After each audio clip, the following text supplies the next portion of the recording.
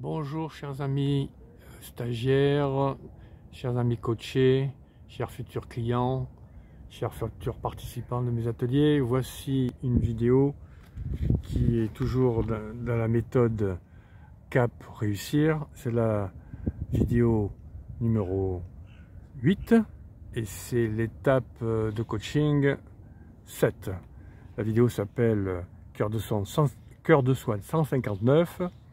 Et c'est la vidéo sur le savoir renforcer son efficacité professionnelle. Donc on rappelle les étapes, les 10 séances de coaching. On a vu donc la première vidéo qui est sur l'introduction. Donc je rappelle qu'il y a 12 vidéos et 10 séances de coaching. Donc dans la vidéo, il y a la vidéo d'introduction. Et dans les séances, la première séance qu'on a vu et que vous avez faite pour certains d'entre vous, c'était sur la pause, faire une pause, donc parler de situation, de votre problématique, de votre problème, de vos difficultés, de votre demande de coaching. C'était la vidéo 153 qui correspondait à la première séance. Ensuite, la vidéo 154 qui correspondait à la séance sur l'estime de soi.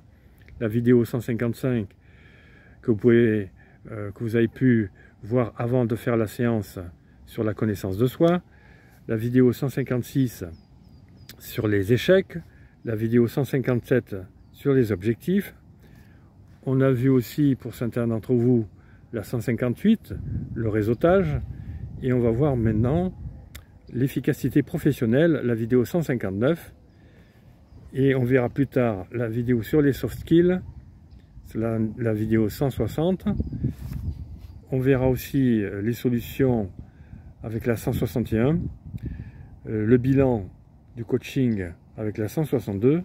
Et concernant la vidéo simplement, c'est une vidéo sur la synthèse de tout l'ensemble de la méthode CAP Réussir. Donc, allons-y pour ce qui est de la vidéo 159, qui est la 7e vidéo sur CAP Réussir, qui s'appelle « Savoir renforcer son efficacité professionnelle ». Donc, quelques questions à se poser avant de commencer. Êtes-vous bien organisé? Êtes-vous bien structuré? Ça, c'est important à savoir. Connaissez-vous les 5 profils temporels? Et sinon, quel est le vôtre, si vous les connaissez?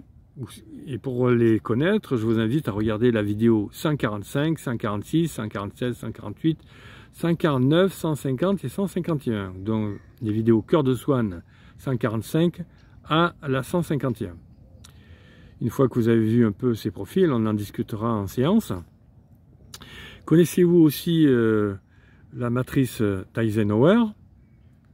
Connaissez-vous la méthode Pomodoro, qui sont des méthodes d'organisation du temps? Savez-vous organiser donc votre gestion du temps avec est-ce que vous tenez un agenda, un cahier, un planning, etc. Est-ce que vous avez aussi un logiciel de planning? Est-ce que vous utilisez sur votre smartphone des éléments de planification?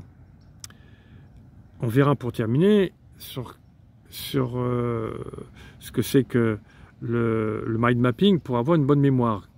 Garder, savoir mémoriser les choses, comment garder une bonne mémoire, comment mémoriser vos données de votre carrière.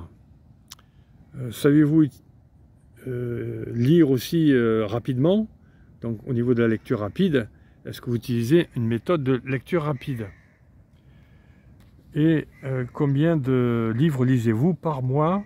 C'est important de savoir lire. Si on veut réussir, il faut lire pas mal de choses.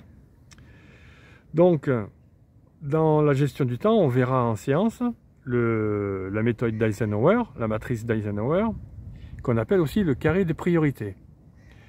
Alors, ce carré de priorité est en fonction de 2 paramètres, de ce qu'on appelle l'urgence et l'importance. On verra qu'est-ce que c'est que urgent, très important, très urgent, pas important, pas urgent, très important, ni urgent ni important. On verra donc ces 4 combinaisons et comment prioriser ces actions, ces activités, ces tâches en fonction de l'urgence et de l'importance. On verra aussi la méthode Pomodoro en italien, qui est une façon de gérer ses pauses, ses activités en fonction de pauses importantes pour éviter d'être en surchauffe et d'être en hyperactivité et de s'épuiser et de ne plus pouvoir se concentrer. On verra aussi les fiches frappe, qu'on appelle les fiches frappe. Alors qu'est-ce qu'une frappe? C'est une fiche qui veut dire feuille de révélation et d'analyse de problèmes. Lorsqu'on a des soucis, eh bien, il faut savoir les gérer sous forme de fiches. On verra que dans cette fiche, il y aura plusieurs parties. Vous pourrez codifier et mettre un titre sur cette fiche qui correspond à un problème. Vous pourrez résumer ce problème sur cette fiche, trouver les causes, si vous les connaissez, ou dans tous les cas, les étudier. Qu'est-ce que ça engendre comme effet si on laisse le problème se faire? Il y aura la partie priorisation de la résolution de ce problème et comment on traite le problème. Voilà pour la feuille frappe que l'on verra, qui sera utile. Et ensuite, pour terminer, on verra comment mémoriser les données ou les projets ou les activités avec le mind mapping. Donc on utilisera peut-être un logiciel de mind mapping. Il y a des logiciels gratuits de mind mapping, qu'on dit aussi schéma heuristique. Et je vous montrerai quelques exemples. On fera quelques exemples de mind mapping pour ceux qui veulent l'utiliser. On peut utiliser des fiches, on peut utiliser autre chose que le mind mapping, mais le mind mapping c'est très utile pour ceux qui ont le cerveau droit développé.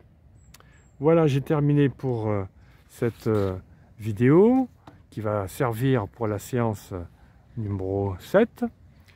On verra la vidéo 8 qui sera donc la 9e vidéo.